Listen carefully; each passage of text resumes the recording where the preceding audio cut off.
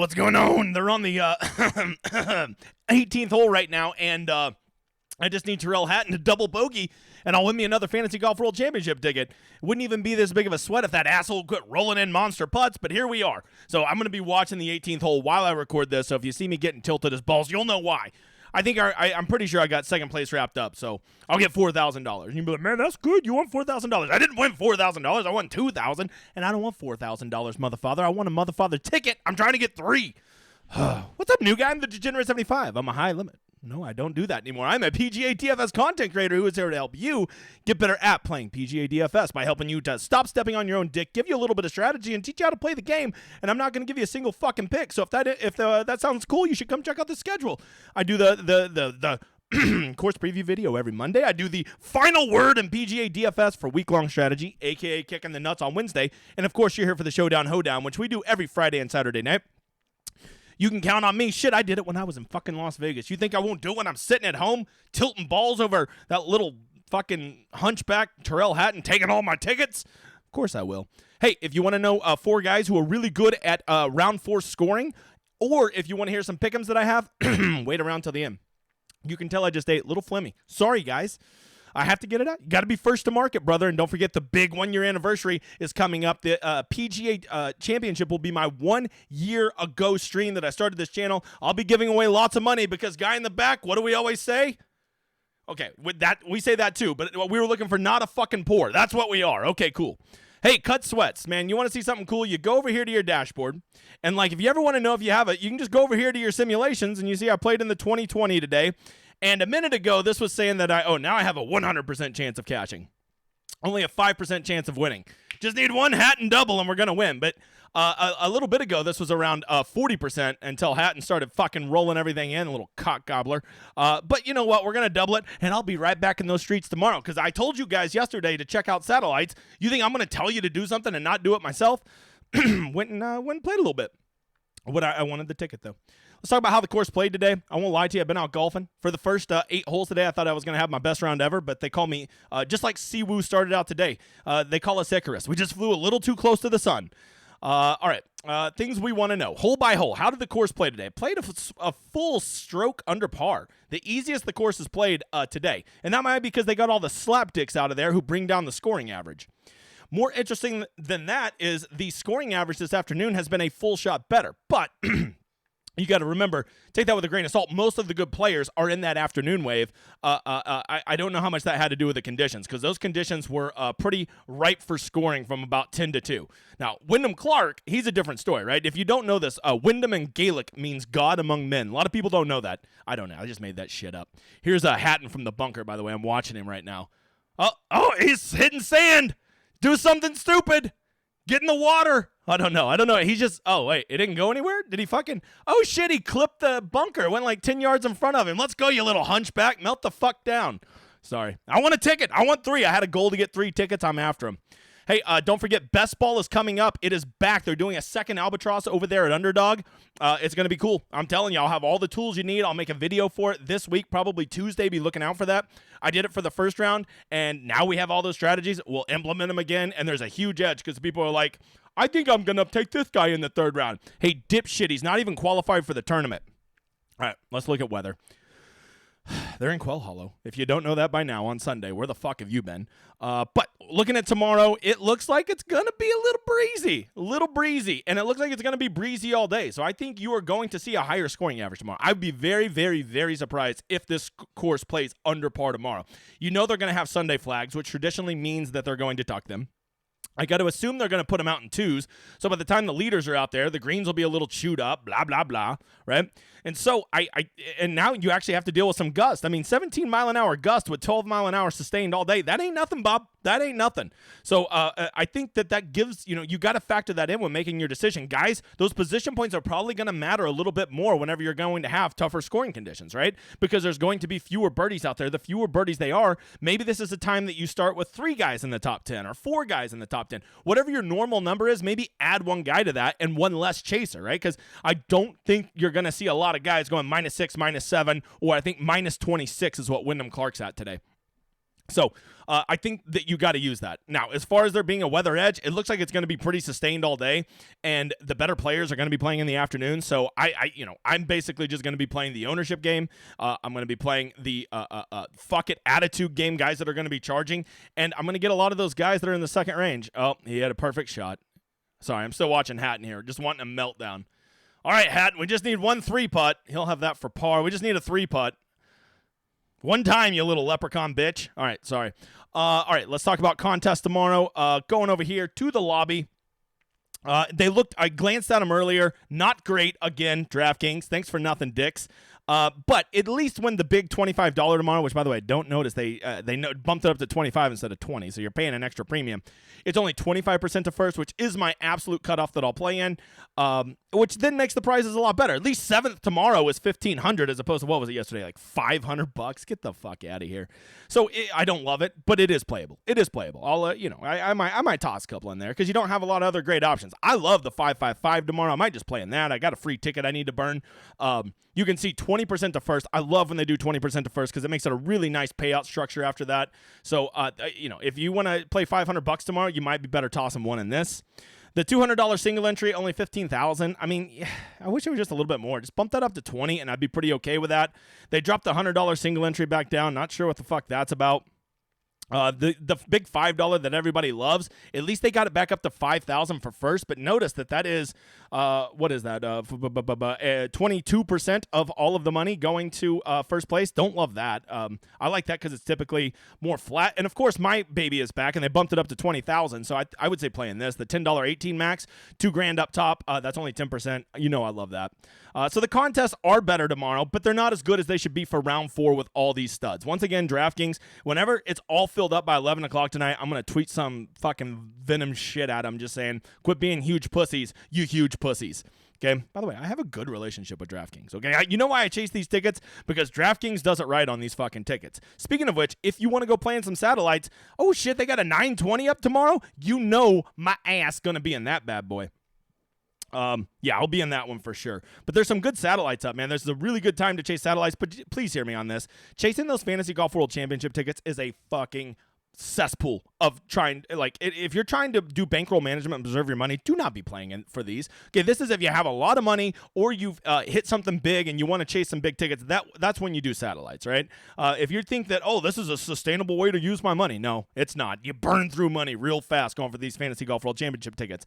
Which, by the way, in that tournament I played today, the little the 2020 tournament, I didn't see a single big name in there, yet I saw all of them in the satellite. So I think even the big guys are getting a little burnt out because I know they got money, but they must be getting tired of chasing these at $2,000, $4,000 a pop because legit, the 5 biggest names you would think that would be in there, none of them were in there. I don't know what that's up with. I don't know what's up. I saw them in satellites, so I know they were playing today, but they weren't in the big 2020. I don't know. Maybe it's because projections don't work at Showdown. I have no idea. I don't know. I'm not friends with any of those guys, so I can't ask them. But whatever. I bet surely they'll be in this 920 tomorrow. If not, I'll just go win it tomorrow. Even though I got saying let's Hatton 3 putts. Here's Hatton. Just blow this by 8 feet one time, you little hunchback. All right. I just need 1 double bogey. That's all the big guy needs. That looks pretty good. All right, we're moving on. Why do I have the stone up? We need to not have that up. That's tap in. Oh, man, he really rolled that nice. All right, so we're going to get second. $4,000. I wanted the fucking ticket, you little fucking stupid. You know what? He is like Cam Young came from his nutsack. Don't tell me those two aren't descendants of leprechauns. It's just I think that Hatton's mother was Hunchback, Quasimodo's mother, I believe. I think that's his brother. Okay, let's talk some. Let's talk. I feel like I'm off here. All right, let's talk some stats. Okay, things I'm going to be looking at. I think the first thing you always have to ask yourself for round 4 is position points, right? You got Xander and Wyndham Clark out ahead of everybody, and they fucking played tremendous today, right? And they're both pretty good players. I'd say Wyndham Clark, definitely not as good as Xander, but you cannot look at how he's playing and not be like, damn, that guy's pretty good. And last time I checked, he's a Cowboy just like me. Oklahoma State, let's go. Go Pokes. So, things that you got to ask yourself. Who am I going to play up here, right? Who really has win equity? Because I think tomorrow with the tougher conditions, and it's probably going to play over par, I think having the winner is really important. So I think that there's really only 3 options that can win this motherfather, right? I think you got Wyndham Clark, obviously. You got Xander Schauffele. And then from there, I would say, well, Hatton just bogeyed. So, is he really going to catch up 5 strokes? I don't know. I will tell you this. Hatton a lot of times goes nuclear in round 4s because he don't give a F, and that is one nice thing about him, right? But none of these guys are going to chase him down, right? So if you want to have the winner, if you think that's an essential part, I think you got to start your lineup with Wyndham or Schauffele. But I really encourage you to not do both of them, right? Because by doing that, legit something like 25, 30% of all lineups tomorrow will begin Clark and Xander. And I just think that's a stupid fucking build. Okay, one of them I think totally makes sense. I think you want to get one of them, and then you want to get right here in this little 3 through probably 16 range, because all these guys can easily backdoor a 3rd or 4th place with a good round tomorrow. Not only would you get that -4 round, which I think will be a nuts type round tomorrow, but you're going to get that with all the additional bonus points that they're going to get from moving up the leaderboard, right? So I think you really got to consider that. I will have a rule tomorrow that I will probably want, something like from T16 up, I will probably want at minimum 3 guys in there from that. Right? I might even do 4. I'll have to just kind of see which players I like, but I will set it when I'm building with the optimizer. I will say I want at least 3, a max of 5 from up here, right? That's what I'm going to be doing. By the way, I'm making all these around the assumption that they're going to be going off in 2s tomorrow and not do some stupid shit where they go off in 3s off 1 and 10 like they did inexplicably a week or 2 ago. I can't even remember. I'm still tilted balls. That was in Mexico, right? Maybe they needed I don't know. Maybe they needed to get out before the sun was down. I don't know. So, that's the first thing I'm going to consider. The next thing I'm going to consider is like, what's the absolute cutoff that I want to do, right? A guy like Nick Hardy, when they're this far back, sometimes there can be something freeing about that, right? They can just say, fuck it, I'm going for every flag. I'm going to go after it, right? But there's also like, they're so far back and they're playing so poorly. Like, what are the chances they're going to do it? And even if Nick Hardy does have a -4 tomorrow, he ain't going to move up and get you any bonus points. He is not moving up into the top 50, which is what you have to do to get any bonus points. So guys like that, I typically tend to not get them. But these guys at even, I think that they could easily backdoor up into maybe the top 25 if they shoot a -3, -4 tomorrow. And all these guys down here, especially a guy like Rory, is going to be underowned. I mean, if Rory is at 5%, I will be shocked. Which, by the way, I think he was like 30% today. What the fuck? I mean, people are like overplaying the pivot game now.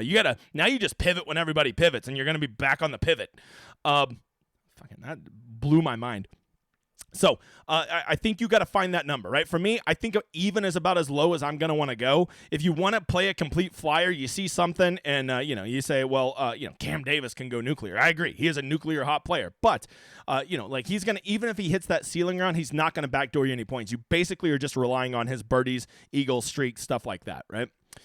All right. And those are the big 2 things I'm going to consider. The next thing, any stud that spun his wheels today, I'm really in on, right? Justin Thomas played a pretty mediocre round. I told you yesterday, is there a guy who comes off a good round who will let you down more? I said it yesterday. Rewind the tape, dickhead. I definitely did. Like guys like that, I hate playing Justin Thomas off. I just hate playing Justin Thomas in general, but I really hate playing him after a good round. Easy fade. Trying to see Patrick Cantlay, another guy. Like, he's so far back. He was terrible with irons. I think you're going to get him at less than 7% ownership because people are going to spend their money on Xander and Wyndham and Hatton and M and Fleetwood, and none of those guys are cheap, Bob. And so that's what I'm going to do. I'm going to look at some studs that are bounce back, and I don't care that Patrick Cantlay had a bad day with his irons. Okay, Patrick Cantlay, who cares? All right, Tony Finau, another guy, spun his wheels. Those are guys that I'm going to look at. From there, I dive over into the stats. And the last thing. Guys, I'm going to fade. You think I'm going to chase a Brennan Todd -6, a Harris English -5 round, like 99 percentile rounds from old Ropat and Trollface? I don't think so. So guys like that are coming off really hot rounds, Doug Gim playing a ceiling round, I'm just not chasing those. You can go right the fuck ahead. I don't care who you play. I'm just telling you how I think. From there, you know that the number one thing that is correlated to success is approach. It carries over from round to round more so than the other things. Yes, there's a lot of variance in Showdown, but approach, I have tracked it, carries over more than the other ones. So, guys that absolutely killed out on approach today. Chad Ramey, Jesus, you ball striking SOB. What is that? Chad Ramey is he like not the worst player of all time? And then occasionally like, wow, that guy doesn't fucking suck. Yeah, that's him. All right.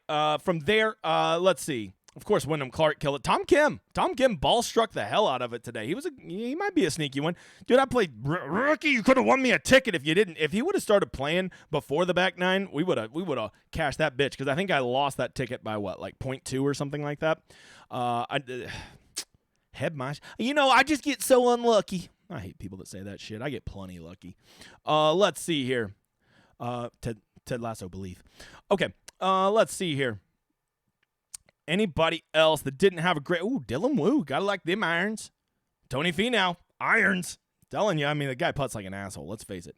Keegan, great ball striking day. Man, he almost had me around today. Every time he would tease me with a streak, he'd be like, no, I don't do that. All right, from there, did anybody kill themselves off the tee but generally had a solid round? Well, Justin Suh, really bad off the tee is interesting because I'm pretty sure he's an absolute killer off the tee. So that might be something to monitor. Anybody else really bad off the tee but was good elsewhere? Ryan Palmer. All right. Ryan Palmer. Okay, Ryan Palmer is a little loosey-goosey off the tee, though. Trace Crow. What the hell? I don't think so. Let's see. We already talked about old Dylan Wu. All right, let's see if anybody killed themselves around the green. All right, Denny McCarthy could only putt today. Man, that's a really bad round. And he still shot even. What a fucking luck sucker. I bet he rolled in like 420-footers. You know what Denny McCarthy calls rolling in 420-footers? Saturday. Just another day.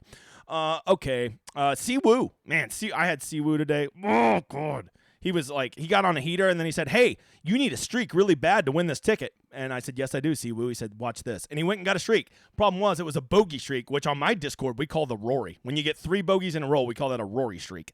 Okay. What else do we got? Anybody else? Dylan Wu. Man, Dylan Wu. Am I going to play that loser? Chesko Molinari. I never mind Chesko when his irons are on. So there you go. Those are some guys to consider. I think that you really want to play the game tomorrow, and it all starts with who are you going to play up top. And listen, you got to hear me on this. If you're going to play in the big $25 mo, there is a path. There is a path to fade Clark and Schauffele. There is a path, okay? I think that if you do that, you're going to want to really kind of tag this 3 through probably T10 range because you're going to, you're making the assumption that these top 2 guys are going to kind of spin their wheels, maybe shoot a -1, -2, and yes, they'll get the bonus points, but these guys are going to go, track them down shooting -5s and getting close because you got to remember, you only get, 10 points for second place in round 4 showdown, right? Whereas if one of your guys can backdoor to third, he's getting 9 points, right? So it's like, it's a really close. We're only talking 1 point difference, and if your guy shoots a -5 and Schauffele shoots a -1, your guy's going to boat race Schauffele. Even if Clark shoots a -2 and wins this thing, I think that you can easily outscore that if you can get a bunch of guys who can move up to 3rd, 4th, 5th and get those points. Or you get a bunch of guys that get T3. That will also get you there, right? So in a big field GPPs, I think you have to be open to the idea of fading Clark and Schauffele in your lineups. I think you got to be open to it. If you're playing, single entry, if you're playing smaller field shit, I think that you are likely going to want to probably pick one of these two. I think it's stupid as shit to pick both of them, but you do you, boo. Okay? But in a big field, GPPs, anything over, let's say, 2,000, I think that I'm not telling you to do it. I'm just saying you got to be open to the idea, at least in some of your lineups, to fade those two. There is a path that one of those two, or both of those two, will not even touch the optimal lineup, right? There's this thing called pressure, and even good players feel it. And last time I'm not sure I'm ready to call Wyndham Clark a good player yet, okay? He's like above average, all right? Let's pump the brakes. He is a god, but that was only for a day until he does it again tomorrow. Okay, so there you go. Those are some strategies. Everything just updated. My soul just got crushed. I can feel the $4,000 entering my account, but you know what I'd rather be filling? A third ticket. Damn it. Hey, you want to know how I make all these lineups? Well, I use this thing right here called the Solver, which comes loaded with all of my projections, ownership, and round 1, round 2, round 3, round 4 showdown, and of course, week long. The best optimizer out there, which has made all my GPP winning lineups, almost my 6th one today, came from this bad boy right here. Only costs $25 a month to Solver. Make sure to use my landing page. You see that Showdown Hoedown symbol up there? Make sure to use that, and that will get you signed up, and then you will have access to all my projections, and you will have access to the best optimizer. If you ever have any questions, just hit me in the editor up over at dgen75.com, the fastest growing community in PGA DFS, and we have the best tool that you will ever use in PGA DFS called the Rosetta Stone, which is right here when it finally pops the fuck up, which has everything you need to know. This is how did I choose my lineup that almost won a ticket? Well, I just went and looked at this and I said, hey, you know what? Siwoo's going to do good tomorrow because look, and then I just go, look, oh shit, he's killing it. I'm going to play that asshole. And for 13 holes, he was a fucking champion. He was the champion I deserved.